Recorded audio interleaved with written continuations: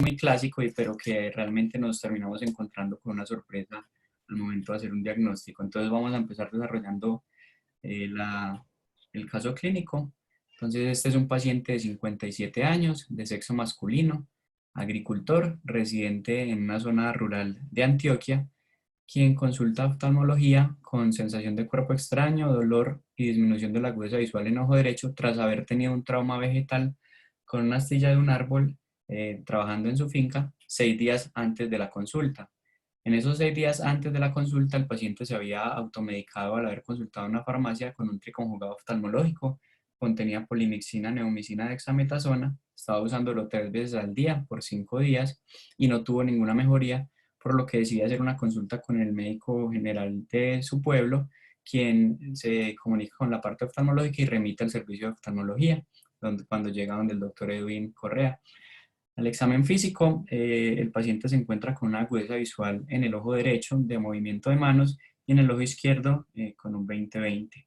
Esta es la primera imagen que compartimos con respecto a cómo llegó el paciente en ese 6.º día después de haber tenido el trauma con un material vegetal. Y podemos observar que el paciente se encontraba con una úlcera corneal central de color blanco grisáceo que tenía un compromiso del estroma medio y profundo que daba un aspecto de vidrio esmerilado en ese ojo derecho donde tuvo el trauma, que tenía un diámetro de 6 milímetros y que estaba acompañado, como podemos ver, de un hipopion de 4 milímetros. Así fue como se encontró el paciente en la primera evaluación. Teniendo entonces en cuenta esta parte de la historia clínica, el origen del paciente, su antecedente del trauma y este hallazgo clínico, ¿en qué diagnóstico piensan ustedes en este momento? Entonces vamos a compartir una pregunta que la idea es que hagamos pues como una respuesta de cuál sería el enfoque inicial de este paciente, simplemente conociendo esta parte de la historia. Por favor, votemos. Van votando. Ahí van. Hay 7 de 19.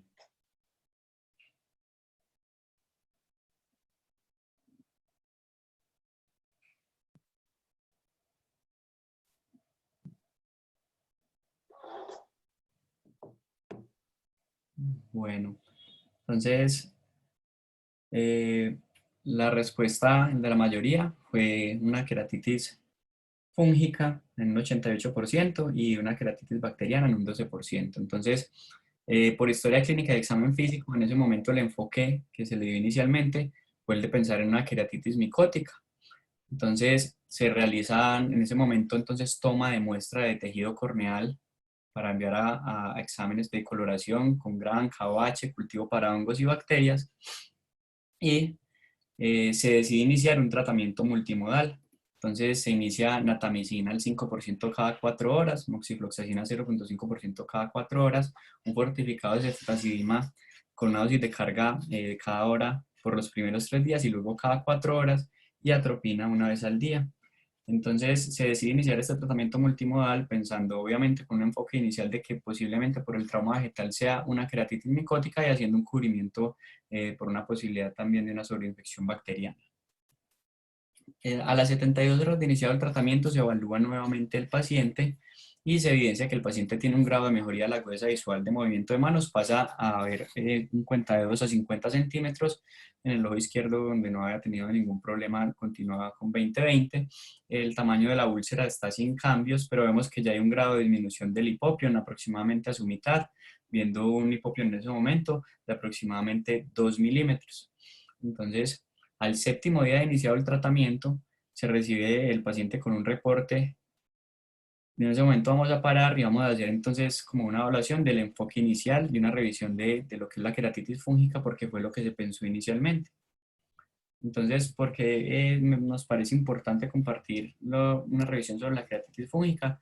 Porque aunque no es realmente la queratitis microbiana más frecuente en nuestro medio, digamos que es una de las que conlleva a un reto diagnóstico importante y a un reto también su tratamiento, porque no siempre es fácil y no siempre es sencillo llegar a una resolución de este tipo de queratitis.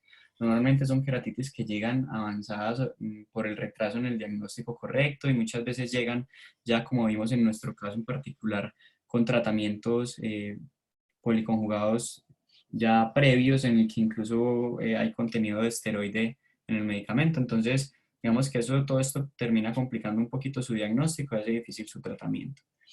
Entonces, en cuanto a la parte epidemiológica, vamos a tener que, en general, las queratitis microbianas están descritas en una tasa de presentación de 11,799 por cada 100.000 personas al año en Estados Unidos.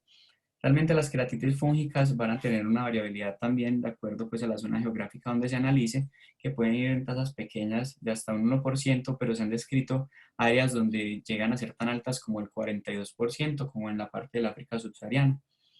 Se relacionan al subdesarrollo, a la agricultura, porque como vemos es un factor de riesgo importante para su adquisición. Se ha evidenciado que en países como India, Singapur, Nigeria, Ghana y en la parte sur de Estados Unidos tienden a tener algún grado mayor de prevalencia. Como vemos en este mapa, que me pareció interesante ya que hace una señalización como de las zonas donde hay prevalencia o predominancia de la parte de las queratitis bacterianas versus las fúngicas, vemos que en el triángulo azul nos señala las zonas donde se ha encontrado que hay mayor prevalencia incluso de queratitis fúngicas por encima de bacterianas y están confinadas principalmente a la parte de India y el sudeste de Asia. Como vemos, países como Nepal, China, Burma y Bután son países que tienden a tener predominancia de queratitis fúngicas sobre bacterianas y son países que tienen realmente zonas rurales amplias y zonas de agricultura también importantes. Entonces vemos acá cómo suele ser la clasificación de estos hongos patógenos. Vamos a ver que los podemos clasificar dentro de levaduras, filamentos y hongos dismórficos. Dentro de los dismórficos cabrían la blastoconidia y el histoplasma. Dentro de las levaduras la cándida y dentro de los filamentosos vamos a ver que se dividen entre septados y no septados. Dentro de los no septados vamos a tener el mucor y el rhizopus y dentro de los septados vamos a tener conifas pigmentadas o conifas no pigmentadas, siendo los de hifas pigmentadas la alternaria y la curbularia y conifas no pigmentadas el fusarium y el aspergillus, que realmente van a terminar siendo los dos más importantes en relación a las queratitis. Entonces, en cuanto a la etiopatogenia, realmente no está clara totalmente, pero se sabe que la parte del factor virológico de los hongos tiende o toma importancia cuando hay una pérdida de la barrera innata. O sea, cuando tenemos una pérdida del epitelio corneal, es cuando el hongo tiene la posibilidad con todos sus factores virológicos, de hacer una infección a nivel corneal. Entonces, es como una condición para que esto se dé. Se conoce que aproximadamente el 50 hasta el 70% de los reportes van a ser asociados a hongos filamentosos con relación a las queratitis, siendo entonces Aspergillus y Fusarium la mayoría de estos. Realmente no se ha definido como a nivel mundial cuál es el más común, porque también hay variación y variabilidad dentro de su parte geográfica. Entonces, digamos, depende de donde se haga el reporte o el estudio, pueden ser en algunas partes más el Aspergillus, como ha sido en India o en la parte africana, y el Fusarium, por ejemplo, es mucho más común en los reportes que se dan en la parte sur de Estados Unidos. En menor proporción, la cándida, la curbularia y la alternaria tienden a ser pues, el patógeno aislado en las queratitis, pero pueden darse también. Entonces, ¿cuáles son los factores de riesgo que vamos a tener para este tipo de queratitis? Entonces, el trauma vegetal tiende a ser uno de los más importantes. Se ha encontrado una relación de hasta en el 65% de los casos. El uso de los lentes de contacto tiene variabilidad también dentro de los reportes. Las cirugías oculares, cirugías como de la SIC, cirugías con queratomías radiales y queratoplastias se han encontrado relacionadas en algunos reportes a este tipo de queratitis. Los pacientes inmunosuprimidos, como pacientes diabéticos o con VIH, también tienden a tener, obviamente, mayor probabilidad de tener este tipo de queratitis.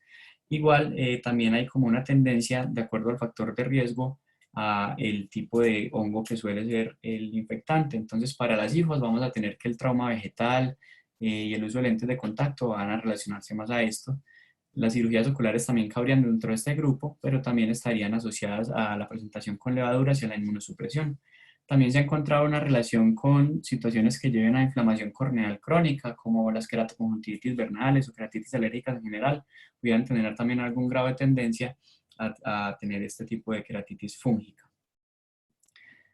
¿Qué características clínicas vamos a tener? Esto es un punto muy importante porque realmente vamos a tener algunas pistas que nos pueden sugerir qué es una queratitis fúngica, pero la similitud con las queratitis bacterianas luego de varios días de la infección tienden a ser muy difíciles de diferenciar.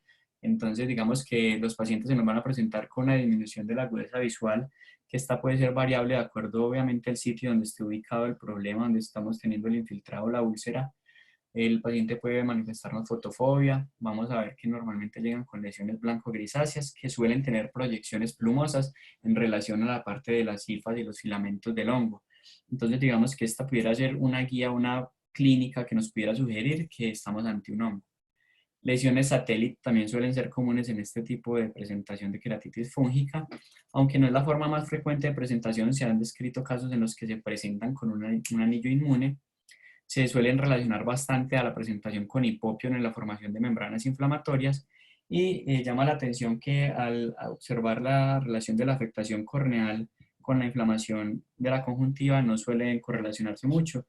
Digamos que no hacen mucha inflamación a nivel conjuntival al compararlo con la afección que vemos a nivel corneal. Entonces, digamos que muchas de las conclusiones que llegan cuando se hacen revisiones o se leen revisiones de casos sobre queratitis microbianas en general, al hablar sobre la forma de diferenciar una queratitis fúngica de una bacteriana, digamos que se hace referencia a que tiende a ser difícil muchas veces cuando se llega pues en estados avanzados, que muchas veces son los casos que nos llegan a nosotros, remitidos o desde pueblos o desde áreas rurales que ya tienen bastantes días con el problema. Digamos que este es un pequeño cuadro que encontré donde se hace una asociación de cuáles son los hallazgos que pueden verse con respecto a hongos filamentosos versus no filamentosos. Realmente la diferencia pues no suele ser tan evidente, más que todo, digamos que en cuanto a la coloración se puede decir que en los hongos no filamentosos, específicamente en Cándida, pudiera tener una coloración más como blanco-amarillenta, mientras esta suele ser más grisácea. La parte de los bordes plumosos no se suelen ver en la cándida, obviamente, porque no es un hongo hifado, y suelen tener un poquito menos, perdón, de reacción inflamatoria al compararlo con los hongos filamentosos. Eso es como unas pequeñas diferencias que pudieran verse entre ambos. Entonces ahora lo que voy a hacer es compartir para que veamos la variabilidad clínica que puede haber en este tipo de queratitis de forma fotográfica. Entonces, miremos, por ejemplo, estas dos primeras imágenes. En la imagen de la izquierda vemos todo este infiltrado central que pudiéramos compararlo con el de nuestro paciente, un infiltrado central blanco grisáceo, este con bordes más plumosos y acompañado de un grado de hipopión. Además, podemos ver cómo se puede presentar, como habíamos dicho, con la forma de un anillo inmune, asociado también a un hipopión. Vemos que ya hay entonces dos patrones diferentes que pudiésemos ver. Vemos en este en el que tenemos también un infiltrado con bordes plumosos y además lesiones satélites asociadas. Vemos otro caso en el que vemos un compromiso mayor del área corneal con un infiltrado más exudativo, acompañado de lo que parece un hipopión casi del 50%. Podemos ver en este en el que tenemos una combinación de ambas, un infiltrado blanco y grisáceo con bordes plumosos y además la formación del anillo inmune. Podemos ver este aún más llamativo en el que nos encontramos con lo que pareciera ser una úlcera dendrítica, pero realmente es una imagen de una queratitis fúngica temprana, apenas iniciando el crecimiento de la úlcera o desaparición. Entonces pudiese incluso uno confundirlo con una queratitis viral asociada al herpes en este caso. O podemos ver también casos en el que vemos lesiones mucho más exudativas con compromiso de todo el grosor corneal, también acompañadas de hipopión. Entonces vemos que hay una variabilidad también en su presentación clínica, digamos que sí hay pistas que nos pudieran sugerir, pero que cuando se presenta en formas avanzadas a veces ya tiende a ser difícil de diferenciar de una queratitis bacteriana. Pasemos ahora a la parte del diagnóstico. Entonces, para el diagnóstico de forma clásica se han usado las tinciones y los cultivos. Dentro de las tinciones y cultivos que se suelen enviar ante el hallazgo de una queratitis microbiológica van a ser entonces el gran Milgenza, que nos van a dar pistas o respuestas sobre contaminación e infección bacteriana, el KOH, Johnny, que... una pregunta. Hola, Una pregunta. hola. ¿Qué microorganismos, además del que mencionaste, producen reacción inmunológica en anillo? Porque no son todos. Y hay que tenerlo en cuenta para las características clínicas en el diagnóstico, aunque este paciente vi que no lo mostró. Y Doc, con respecto a los hongos, o me está preguntando, o sea, porque pudiese verse que también respuestas pues, o queratitis numulares asociadas al herpes. No, con respecto a todas las queratitis infecciosas. ¿Qué queratitis infecciosas? Con qué germen etiológicamente hablando? ¿Cuáles son los que producen ese anillo inmunológico? Mm, No sé, Doc, específicamente, pues, pudiese verse, sé que en los hongos pudieran verse, no, no estoy seguro si ese anillo inmunológico pudiese verse en la queratitis por acantamida, no estoy seguro.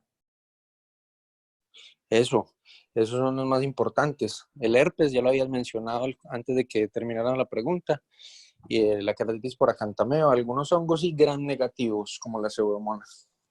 Perfecto, muchas gracias. Listo, entonces, estamos en cuanto a las tinciones, el hidróxido de potasio, que es el KOH, que nos va a dar la visualización entonces de la parte de los hongos, y, perdón, y el calcofluor, que se ha visto pues que nos permite evidenciar los quistes de acantameba y el mucor. En cuanto a los cultivos, se suelen enviar entonces el agar sangre y chocolate para ver la parte de las bacterias, y el agar sauerkraut con dextrosa, que nos permite ver entonces el cultivo para hongos. Digamos que estos métodos han sido los métodos tradicionales, pero su rendimiento no es tan alto realmente como uno quisiera, ya que se han demostrado tasas de rendimiento para las tinciones de aproximadamente el 30 al 60% y para los cultivos del 50% aproximadamente. Entonces, digamos que no nos dan tasas de rendimiento tan elevadas y realmente terminan siendo exámenes que, a pesar de ser los exámenes tradicionales, tienden a ser lentos en el resultado. Entonces vamos a ver qué otras opciones se han descrito para realizar pues, este tipo de diagnósticos. Uno de ellos es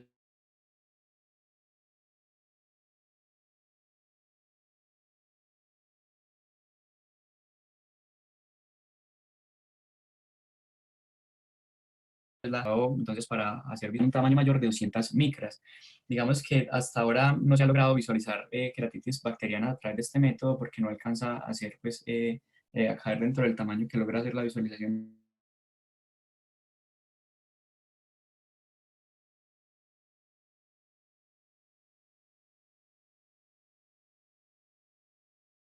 en la microscopía. Entonces, digamos que hasta sus filamentos y sus cifas ser observados, pero no nos permiten hacer una diferenciación, una clasificación etiológica. Digamos que esto nos hablaría que tenemos una infección por un hongo hifado, pero no nos hablaría si tenemos una infección por un aspergillus o por un fusarium.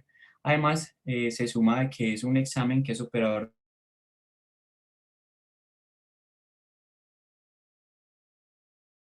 dependiente y con este tipo de queratitis, digamos que puede ser como un apoyo. Otro que es importante es la PCR, la reacción en cadena polimerasa. Digamos que este sí tiende a demostrar unas diferencias de superioridad sobre los métodos tradicionales. Este estudio en el que se hace como un análisis de 10 años de experiencia con respecto al examen, un estudio retrospectivo, no randomizado, en el que se tomaron de 20 pacientes 27 muestras corneales en este tiempo y se vio cuál era el rendimiento para las tinciones, cultivos y la PCR. Para las tinciones se evidenció que se alcanzaba un diagnóstico y una definición etiológica en el 66% de los casos, para los cultivos en el 59% de los casos, y vemos que para la PCR fue muy superior. Se alcanzó en el 92% de los casos, casi que en el total de los pacientes, solo uno de los casos no alcanzó a ser diagnosticado por PCR. Y uno de los datos importantes es que es un examen que es mucho más rápido. Como podemos ver en este cuadro de la izquierda, se alcanzan resultados entre las 4 a 8 horas, mientras los cultivos pueden alcanzarse en rangos tan amplios como de hasta 1 a 35 días y con tasas no tan altas pues, de rendimiento. Entonces, digamos que es un examen que muestra mayor sensibilidad, es más rápido, pero también tiende pues, a ser más costoso. Entonces, digamos que si se tuviera la oportunidad de tenerlo y mandarlo, sería ideal, pero pues muchas veces dentro de las opciones que tenemos para nuestros pacientes sigue siendo las opciones de los métodos tradicionales.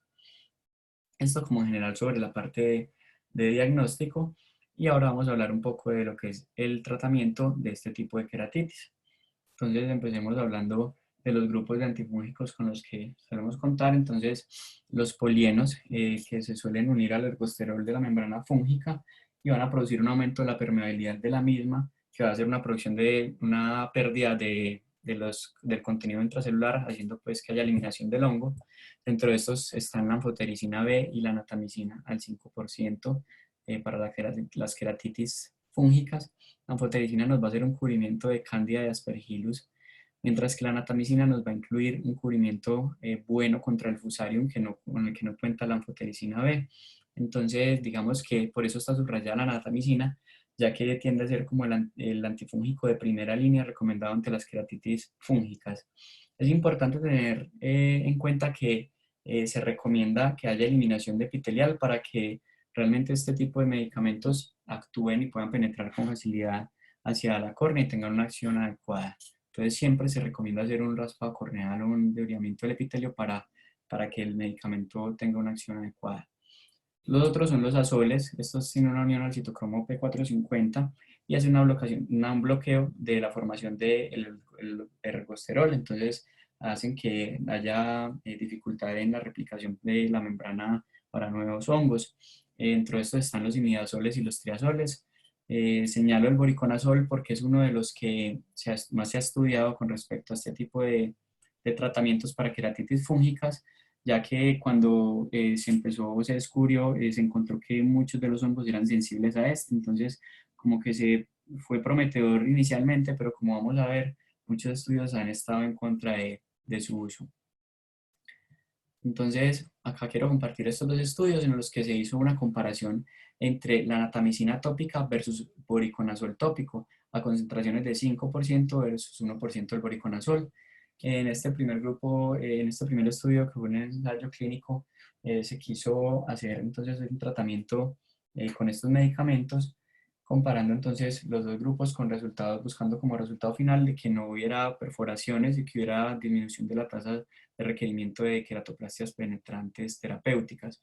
Y realmente este estudio me pareció que era diciente con respecto al uso del voriconazol porque fue un estudio que no se pudo terminar. El estudio hubo que pararlo porque se evidenció que en el grupo del voriconazol los resultados negativos estaban siendo muy superiores al compararlos en el grupo de natamicina con pobres respuestas al tratamiento, altos requerimientos de queratoplastia penetrante y altas tasas de perforaciones. Entonces, digamos que esto nos da una indicación de que el voriconazol tópico no tenía una buena acción sobre las queratitis fúngicas.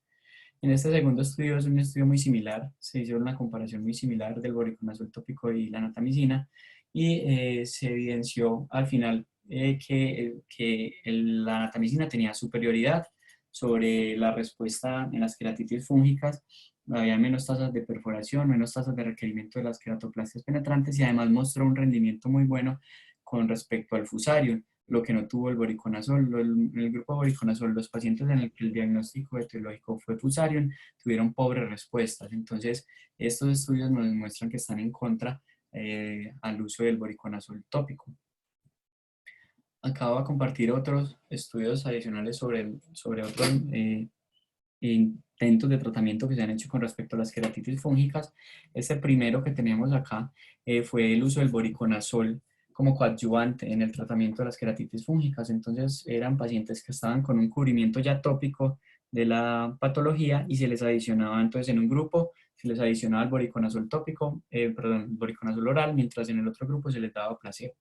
Y realmente se evidenció que no hubo diferencias en el resultado de las tasas de perforación, que era el resultado primario buscado, ni en las de queratoplastia penetrante terapéutica. Además, en resultados secundarios como la agudeza visual y el tamaño de la cicatrización, tampoco hubo diferencias estadísticamente significativas y además el grupo en el que se dio voriconazol oral tuvo tendencia a tener mayores complicaciones, incluso sistémicas, porque tuvieron elevación de las transaminasas hepáticas. Entonces, digamos que es un estudio en el que no se da una recomendación realmente sobre el uso de voriconazol oral porque no tenía una respuesta adecuada y además aumentaba el riesgo de efectos secundarios. Estos otros dos estudios hacen referencia a una tendencia que se ha venido estudiando últimamente, que es el uso de estos medicamentos, anfotericina B y voriconazol, pero de forma intraestromal, ante úlceras con pobre respuesta, úlceras recalcitrantes con pobre respuesta al tratamiento médico.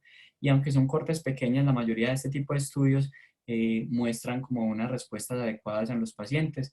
Se requieren normalmente entre 1 o 2 inyecciones del medicamento a nivel intraestromal o intracameral, como vemos en este de la anfotericina, que tuvo una combinación de los dos mecanismos, y han mostrado que son cortes entre 8 o 9 pacientes, pero con muy buena respuesta en la mayoría de los casos, o sea que estos pudieran ser una opción cuando tenemos úlceras recalcitrantes y con pobre respuesta al manejo tradicional. Entonces, digamos que este es un resumen de cómo se abordaría a un paciente en el que estamos sospechando una úlcera micótica, una queratitis micótica. Para los filamentos, entonces, la natamicina tópica al 5% va a ser la opción de línea principal. Esta es una de las presentaciones que tenemos, que es el natamicin de Alcon, que es como la que solemos encontrar en nuestro medio. La cándida, si tenemos sospecha de que es cándida, pues o ya tenemos la diferenciación etiopatológica, la anfotericina B en una presentación pues, de un medicamento fortificado a esta concentración se suele llevar a 1.5 a 2.5 miligramos por mililitro sería la opción. Y la idea es que, como es muchas veces difícil diferenciar entre una queratitis fúngica bacteriana y existe la posibilidad de una sobreinfección bacteriana ante una queratitis fúngica, se recomienda también iniciar la moxifloxacina tópica como antibiótico amplio espectro en este caso.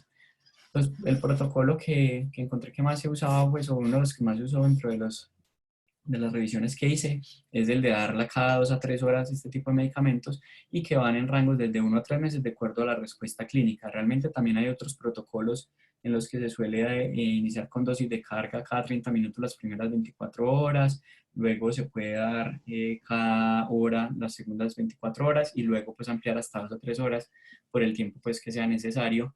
Pero me parece que este protocolo de cada 2 a 3 horas puede ser más sencillo de explicarle a un paciente, ya que si me pongo a darle pues varias instrucciones a veces es complicado, a veces darle una sola instrucción a un paciente es complicado, no la entienden. Normalmente los pacientes con úlceras micóticas son pacientes de zona rural, pacientes de bajos recursos, entonces me parece que dar una sola opción pues termina siendo como una indicación más sencilla. Como vimos en los estudios, el voriconazol tópico ni oral han demostrado que tengan eficacia y eficiencia sobre este tipo de queratitis, entonces no se recomiendan.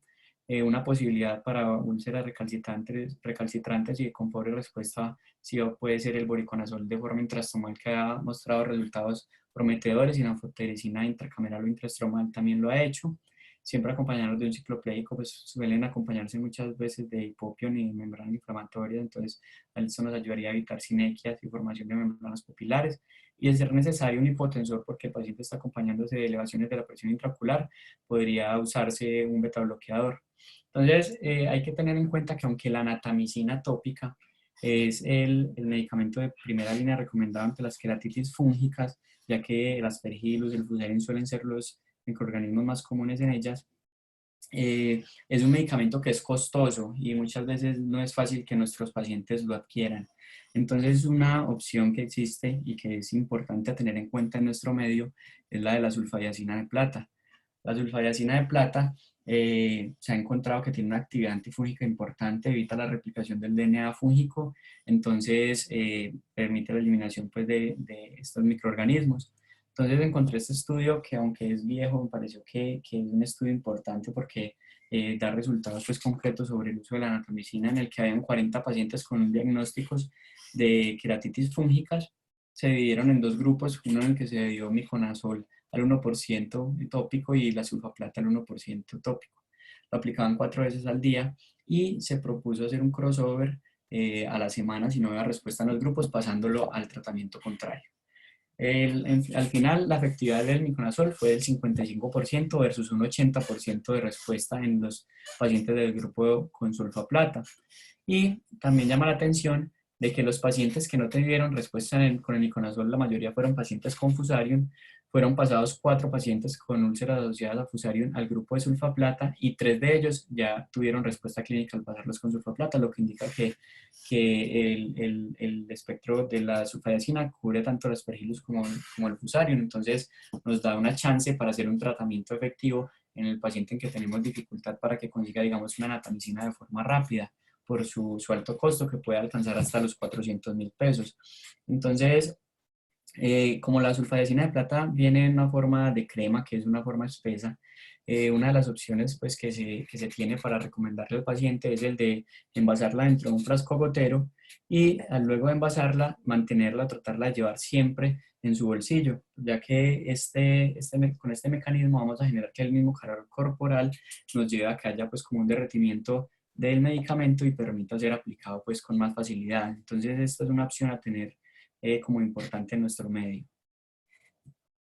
¿Qué otras terapias se han propuesto, se han venido estudiando últimamente para el tratamiento de las queratitis fúngicas? Tenemos estos dos estudios que son más una serie como de casos en la que se muestra la terapia fotodinámica con rosa de Bengala, que demostró que in vitro eliminaba hongos y bacterias y que in vivo se ha aplicado y se ha evidenciado que evita el melting corneal, pero no se ha, y ha tenido resultados positivos. O sea, se ha realizado en pacientes en los que se han aplicado 2 sesiones de terapia fotodinámica con rosa de Bengala, teniendo resultados positivos sin recurrencias en el tiempo, pero no se ha comprendido de forma completa el mecanismo in vivo, ya que solo se ha evidenciado como que evita el meticorneal, pero no se sabe de qué forma ha hecho la eliminación pues, del microorganismo. Entonces eso es algo que se viene estudiando y que es una buena opción a futuro con respecto a ausencia pues, de respuesta al tratamiento clásico. Y la fototerapia con argón láser del doctor Pellegrino en Argentina, en el que a pacientes con queratitis fúngicas con poder respuesta les hacía una aplicación de terapia con argón láser a un poder de 500 a 900 megawatts, unos spots que ellos recomendaban de 500 micras, se les hacía esta sesión de disparos en todo pues, el infiltrado o la úlcera y se hacía un seguimiento de su evolución y este reporte es simplemente de 2 pacientes y con los 2 pacientes se tuvo un éxito en su resolución, no hubo recurrencias de la patología en el tiempo. Digamos que ellos proponen que hacer estudios más amplios podrían pues demostrarnos que esto podría ser un tratamiento a futuro importante. Con respecto al manejo quirúrgico, recordar entonces como importante el raspado corneal tanto para el diagnóstico como para lograr que haya penetrancia del fármaco. Como vimos, la natamicina y la anfotericina B van a requerir de esto para que tenga buena acción. La queratoplastia penetrante terapéutica es una medida que puede ser requerida dentro de las queratitis fúngicas, ya que se dice que 1/3 aproximadamente van a tener un resultado con fallo terapéutico a la terapia médica y van a requerir una queratoplastia penetrante terapéutica. El recubrimiento conjuntival se ha propuesto como una posibilidad ante úlceras periféricas sumado a queratectomía, como para manejar y tener mayor penetrancia del medicamento. Entonces digamos que siempre van a estar estas opciones quirúrgicas cuando tenemos pobre respuesta y vemos que es pues como ya lo indicado. Entonces, ya después de haber hecho un recorrido por la queratitis fúngica, vamos a volver al caso. Periféricas o centrales, en cualquiera de los casos. Con cualquiera de los dos, Doc.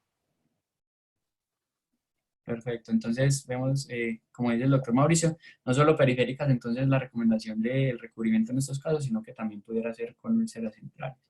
El recubrimiento conjuntival, periféricas o centrales, cualquiera de las dos. Perfecto. Entonces volvamos ahora al caso. Entonces habíamos quedado en que al 7º día de iniciado el tratamiento, el laboratorio nos reporta esto. Nos sale un crecimiento de un cultivo de Bacillus thuringiensis. Entonces, realmente este era un microorganismo que no habíamos conocido hasta ese momento, entonces que hubo que estudiar y investigar qué era. Entonces, ¿qué encontramos? El Bacillus thuringiensis es un bacilo gram positivo, es un bacilo aerobio esporulado que tiene un tamaño aproximado de 1 a 3 por 5 micras, que fue descubierto en Japón por Shigetai en 1901, porque él evidenció que había una pérdida grande en la industria de la seda. El gusano de seda estaba muriendo y no sabían por qué. Se hizo un estudio y se encontró que tenían contaminación por Bacillus thuringiensis. Se le estudió al bacilo y se evidenció que él contiene una endospora, que con esta endospora entra en un ciclo de esporulación en el que liberan proteínas CRI, son las proteínas cristalinas que se encontraron que eran tóxicas para larvas de insectos plaga. Según los estudios, pues estos cristales han sido inocuos para pájaros, animales terrestres, peces, plantas y incluido el humano. Entonces, llamaba la atención porque nos estaba saliendo como resultado en el cultivo pues el Bacillus thuringiensis. Este microorganismo entonces ha sido usado ampliamente para fumigación de plantaciones. Actualmente también se está estudiando como fungicida y bactericida para patógenos de plantas. Digamos que esto nos llamó mucho la atención. Continuamos con el caso y luego les contamos un poquito más sobre el bacilo y qué encontramos sobre él con respecto a la parte patológica en humanos. Entonces recordemos que nuestro paciente era un paciente agricultor que residía en una finca. Él mismo, al investigar más, se encargaba de la fumigación de su terreno y había tenido ese trauma vegetal con una astilla de un árbol. Entonces esto nos podría explicar cuál era el mecanismo de por qué había llegado el Bacillus thuringiensis a infectar la córnea. Entonces al examen físico en ese momento, al séptimo día, encontramos que el tamaño de la úlcera no había variado, ya había habido una resolución del hipopion y nos llamaba la atención que el paciente presentaba un ifema espontáneo. En ese momento se decidió continuar el tratamiento igual, con cubrimiento tanto para la parte fúngica como para la parte bacteriana, porque realmente había tenido un trauma vegetal y eso era un factor de riesgo importante para que hubiera una sobreinfección también con la parte fúngica. Y no habíamos encontrado realmente que hubiese una descripción de tratamiento antibiótico para Bacillus thuringiensis, porque como vemos está descrito como inocuo para el humano. Entonces se hizo un cubrimiento con medicamentos de amplio espectro que tenían cubrimiento contra bacterias gram positivas. Esta es la imagen del séptimo día y vemos que ya tiene una resolución del hipopio, pero encontramos este ifema espontáneo que nos llamó la atención porque al paciente se le recalcó si había tenido traumas diferentes al trauma inicial en los últimos días y él fue muy enfático en aclarar que no había tenido ningún trauma, rocio, frote intenso sobre el ojo, entonces lo definimos como un ifema espontáneo. Y realmente en la literatura se ha descrito que las queratitis microbiológicas pueden tener asociación a ifemas espontáneos. En este estudio, en el que se hizo un seguimiento retrospectivo de 458 casos, se encontró que 16 pacientes con queratitis microbiológicas habían tenido ifemas espontáneos y se hizo como un análisis de cuáles eran las relaciones con este y se encontró que normalmente eran pacientes de edad avanzada, de sexo femenino y lo que se asociaría de pronto en nuestro caso, que eran también en la mayoría de veces asociados a microorganismos gram positivos, como es el Bacillus thuringiensis, entonces podría ser una asociación al microorganismo. El tratamiento pues se continuó como dijimos igual sin cambios y el paciente llega Dani, otra pregunta. ¿Qué características clínicas en contra de una queratitis micótica tenía ese paciente? de pronto la rápida evolución del hipopion y de las lesiones. Sí. ¿Qué más? A ver, la parte de la inflamación, también de la parte conjuntival, pues siempre estaba con bastante inflamación, que en los hongos se describe que no suele ser mucha en relación a este. Pudiera ser, los hongos, los micosis son más frías, este estaba más ruidoso. ¿Algo más? No, falta. No, ¿qué otra? Los bordes no, los bordes parecieran, aunque se ven como unas mesetas, no son los más aserrados, no son los más plumosos, son los bordes un poco más definidos. Y las características clínicas de las micosis son, en casos un poco más avanzados, es que generan lesiones satélites, como lo mencionaste, y ese tampoco lo tenía. Sí, señor. No todo trauma vegetal es igual a una queratitis micótica, aunque es un factor de riesgo reconocido e importante e indiscutible de una queratitis micótica. Por eso, epidemiológicamente, por el trauma, pues uno pensaría en primera instancia en una queratitis micótica. Pero si uno tiene en cuenta también otras características, queda una gran duda.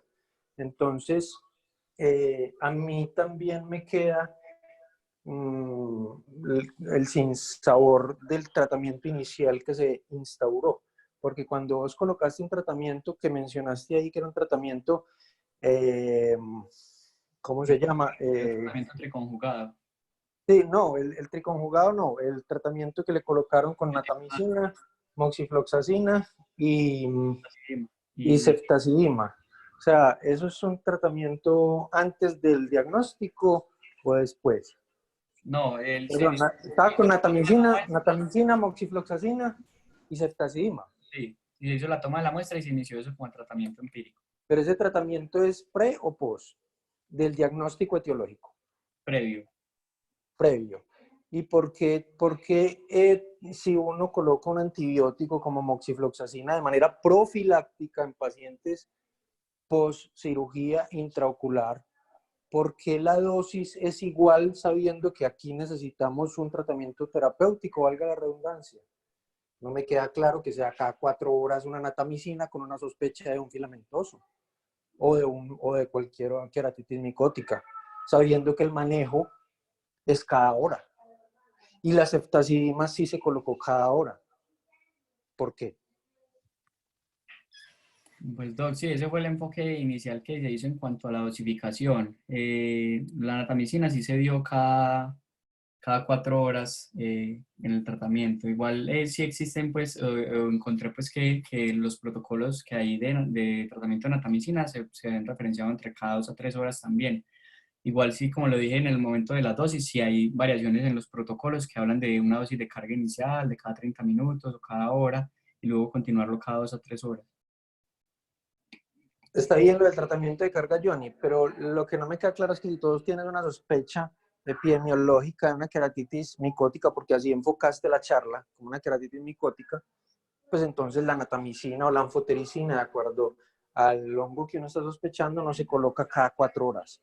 Es para que Eh, les quede a ustedes como residentes, se coloca cada hora, día y noche. Por lo visto, afortunadamente, el microorganismo es poco virulento porque respondió bien a los 7 días. Perfecto. Listo, muchas gracias.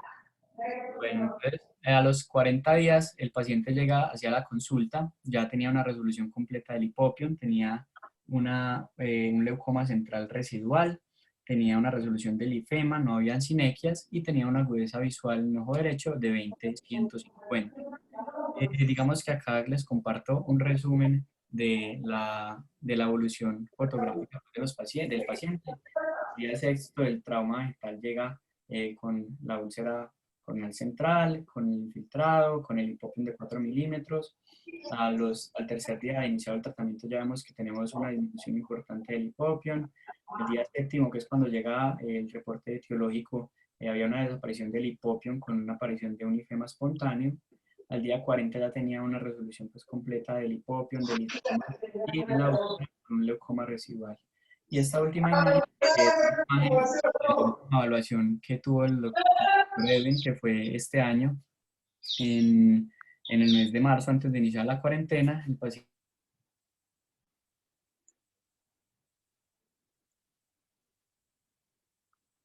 a 20/180, que no mejoraba pues con ninguna refracción, tenía un astigmatismo también residual y está pendiente entonces de hablar con el paciente.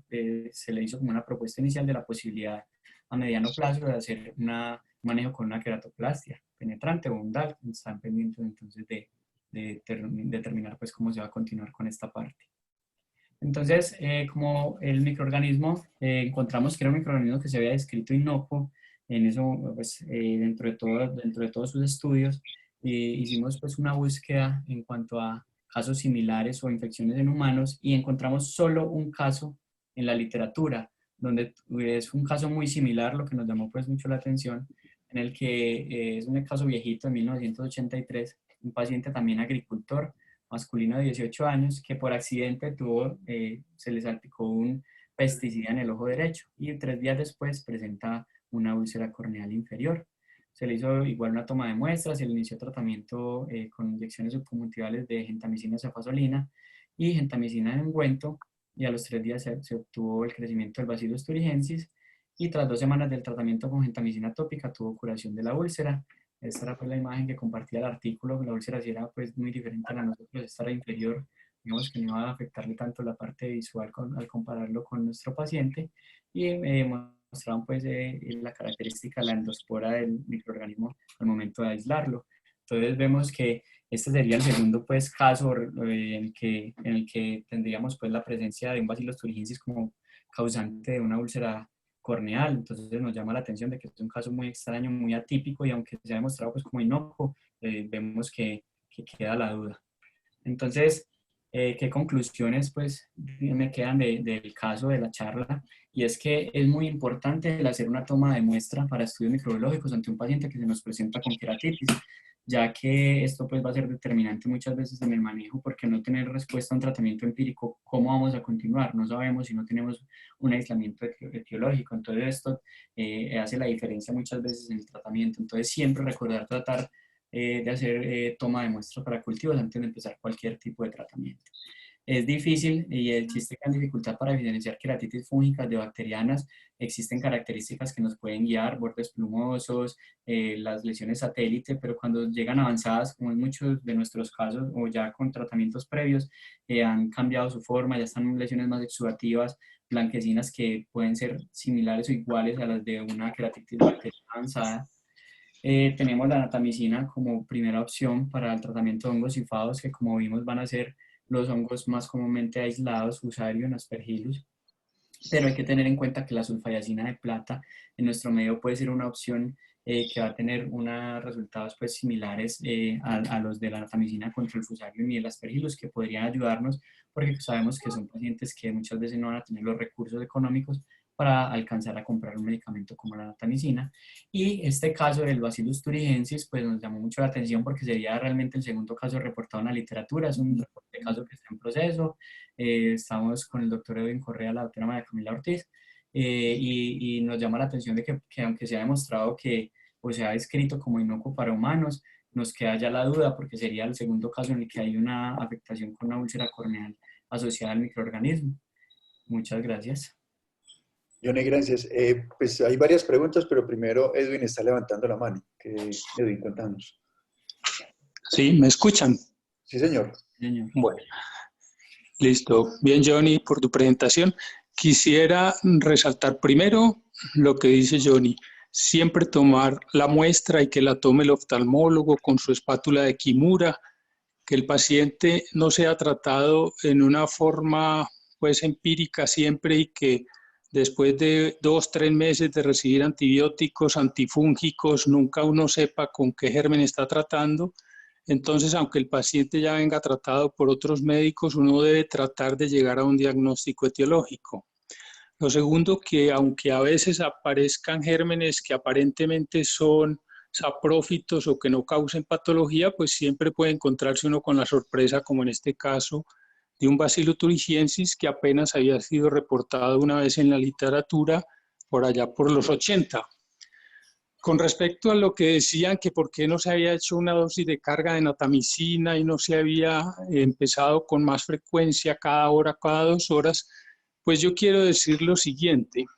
Yo tengo varias experiencias con pacientes con queratitis micóticas. Si ustedes ven, el Natacin de Alcon cuesta alrededor de 400.000 pesos.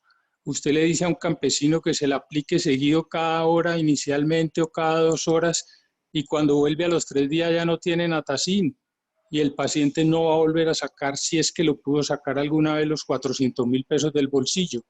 Si ustedes ven, además, el Natacin tiene un frasco gotero que parece más bien hecho para echarse gotas en la boca que para usarlo en el ojo, y se desperdicia una gran cantidad de la dosis cuando es aplicado.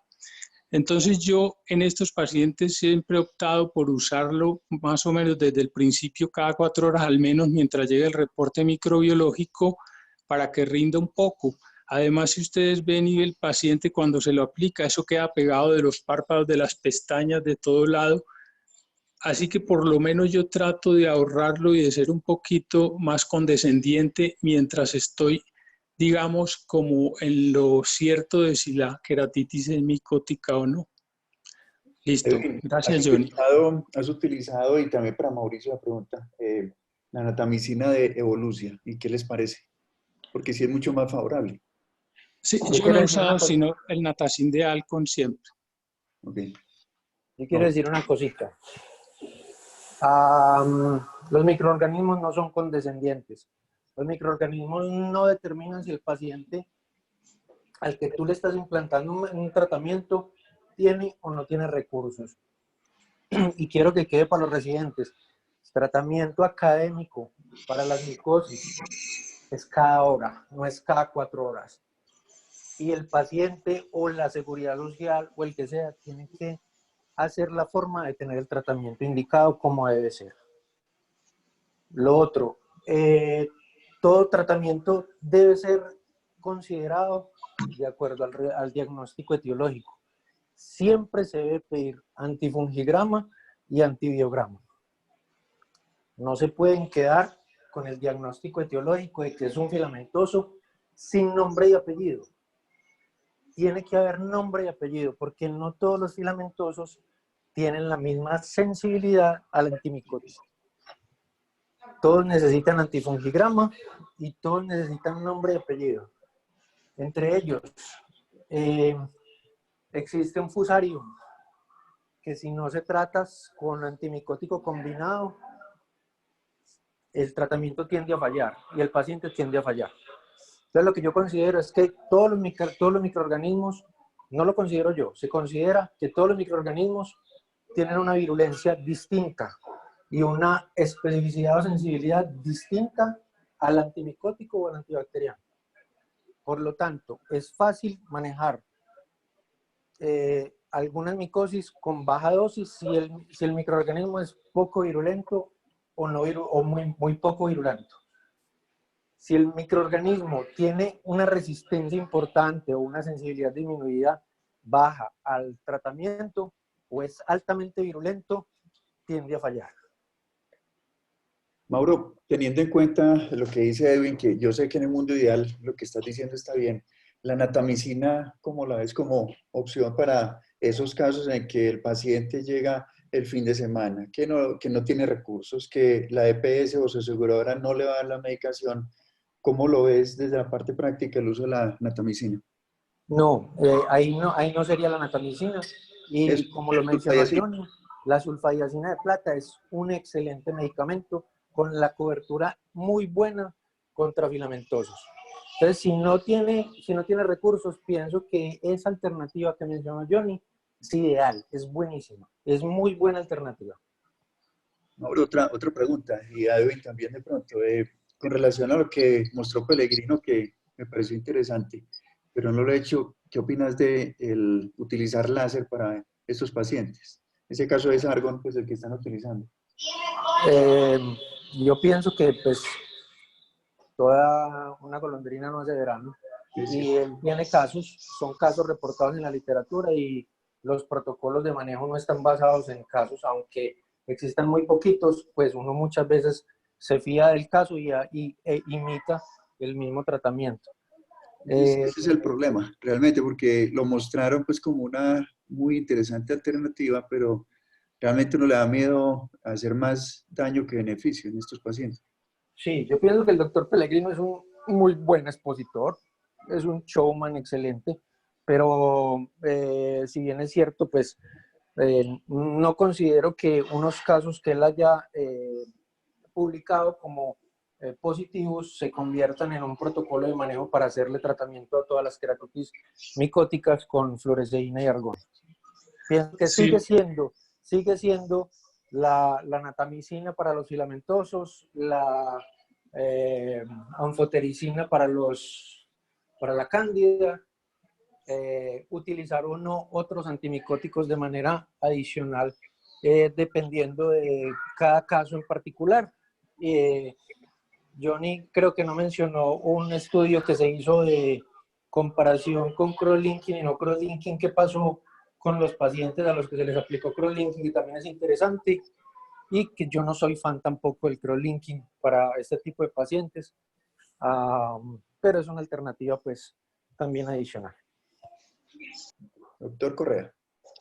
Sí, Pellegrino estuvo inclusive en la Clínica San Diego hace año y medio, algo así, presentando estos casos pues, del tratamiento con láser, pero parecía muy prometedor, pero después de eso no parece que haya resultado pues, muy efectivo, al menos no tenemos medicina basada en la evidencia. Entonces, pues no es todavía como para recomendar ese tipo de tratamientos. Y con respecto al cross-linking, pues yo he tenido una experiencia más o menos alrededor de 5 casos, pero digamos que no ha sido tampoco muy efectivo. De pronto en 2 ha logrado ayudar un poquito en el tratamiento, pero sin nada concluyente.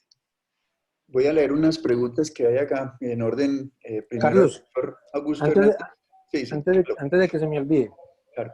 el estudio indio del cross-linking lo que demostró era que en pacientes con úlceras recalcitrantes o de difícil manejo terapéutico, esos pacientes que recibieron cross-linking versus los que no recibieron eran los que tenían mayor número de perforación.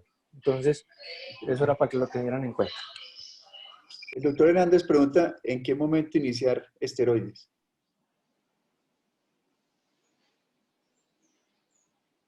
No, realmente esto está muy debatido. En cuanto a las queratitis fúngicas, pues el inicio de esteroides pues, está debatido porque no ha mostrado resultados pues como diferentes en los estudios. Hay unos que apoyan que a empezar empezar esteroides en estos pacientes después de haber hecho pues como una carga con antibiótico importante, y otros estudios que dicen que no se debería usar esteroides porque realmente las queratitis fúngicas han mostrado que tienen tasas de empeoramiento con respecto pues a las úlceras y al avance de la misma.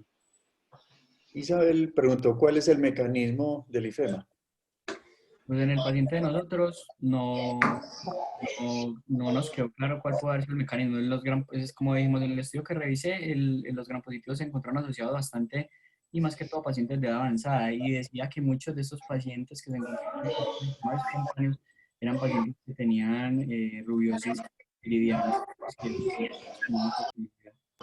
Johnny, con respecto a los esteroides, el protocolo reiterado por Córnea Colombia en este momento es prohibidos. No se usan, así esté controvertido, en queratitis fúngica, no se deben utilizar, completamente contraindicados hasta que no haya una seguridad de la resolución del caso micótico. Y con respecto al ifema, yo también quería decir una cosita. A mí me pareció muy positivo para el paciente que haya tenido un ifema espontáneo. Muy probablemente la fisiopatología del ifema de causa inflamatoria, absolutamente inflamatoria, porque en este caso no se considera una penetración del microorganismo a cámara anterior. Entonces es inflamatoria. Y he visto, y recuerden que no es lo que uno vea, ni los casos particulares, sino lo que está escrito, pero lo que yo he visto es que los pacientes que hacen un ifema en queratitis infecciosa tiende a ser positivo y se resuelve siempre y cuando el ifema pues no sea un bola 8, no les genere repercusiones importantes a la córnea ni al trabéculo. Entonces, creo que fue algo afortunado en este caso. El doctor Hernández dice acá que el hallazgo del bacilo no descarta el diagnóstico inicial de queratitis micótica, que fue lo que hablaste, presidente, de la coinfección y la duda de si hay también contaminación acá. Y Natalia pregunta que cómo se aplica la sulfadiazina de plata para que sea más fácil, porque se le perdió el audio en ese momento. Entonces, voy a recordarlo, Johnny, por favor. Doc, la idea sería recomendar al paciente que se haga en un frasquito gotero, se envase la crema de sulfadiazina de plata y se le indique que lo lleve siempre como en el bolsillo para que el calor corporal lo derrita un poco y sea de mayor, pues, de fácil aplicación. Pues la dosificación que encontré recomendada es de cada 4 horas. Doc Mauricio, no sé si la sulfadiazina de plata también tenga que ser cada hora.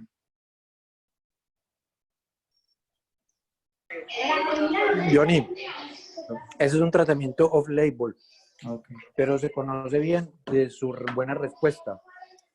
Recuerde que eso es hecho para las quemaduras, pero no para queratitis micóticas.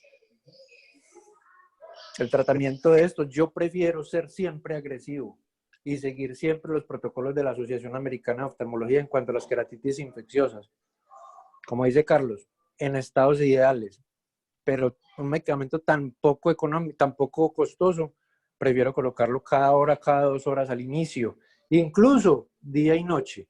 Lo bueno de la natamicina, lo bueno de la sulfadiazina, a diferencia de la natamicina, es que es un ungüento, es cremoso y se puede extender su uso. Va a estar más tiempo en el ojo. La natamicina se consolida y forma grumos, y en cierta parte lo que dice el doctor Edwin es real, es verdad, pero la parte con la que uno considera que tiene mejor tratamiento es hacerlo cada hora como está escrito. Hay una pregunta de Natalia y Alejandro que se pueden mezclar, yo creo que se puede hacer la misma. Y dice aquí Natalia, ¿en qué laboratorio se hace el antifungigrama? Porque en el de San Vicente, hasta donde tenía entendido, no lo tenía montado. Y Alejandro pregunta que cuál es el mejor laboratorio. Pues en el hospital lo pedimos con cultivo y sensibilidad y lo han pasado, pero no sé en qué otro sitio, Mauro, lo solicitamos. Generalmente los laboratorios lo mandan a un laboratorio de referencia y lo mandan a ¿cómo se llama? El que queda por Bolivariana. Sí. Al CIP. Siempre lo mandan al CIP. Y allá lo tipifican y le hacen el antifungigrama y el antifungigrama y el antibiograma. Generalmente el antifungigrama. Ocasionalmente le reportan a uno que no tienen platos de natamicina, pero generalmente a uno se lo mandan. Con respecto al fusarium que les dije, que no me acordé el nombre, es el fusarium solani. El fusarium solani no puede estar solo con natamicina. Tiene que estar con voriconazol porque el resultado es muy regular. La respuesta es muy regular. Y recuerden que así uno tenga el tratamiento ideal, reconocido el microorganismo y esté dando la dosis exacta, todo vea bien, puede tener una falla terapéutica por la virulencia del microorganismo, por el tratamiento previo que recibió generalmente con esteroides, por la profundidad o por patologías o comorbilidades oftalmológicas. Entonces son cosas que uno puede tener en cuenta y saber qué decisiones tomar en el momento oportuno puede hacer que el éxito del ojo, de la visión del paciente sea lo mejor posible. Mauro, una pregunta de Alejandro, y es que si se justifica el tratamiento oral en estos pacientes. ¿Para micosis? Sí, señor. ¿O para cuál? Sí, para micóticas.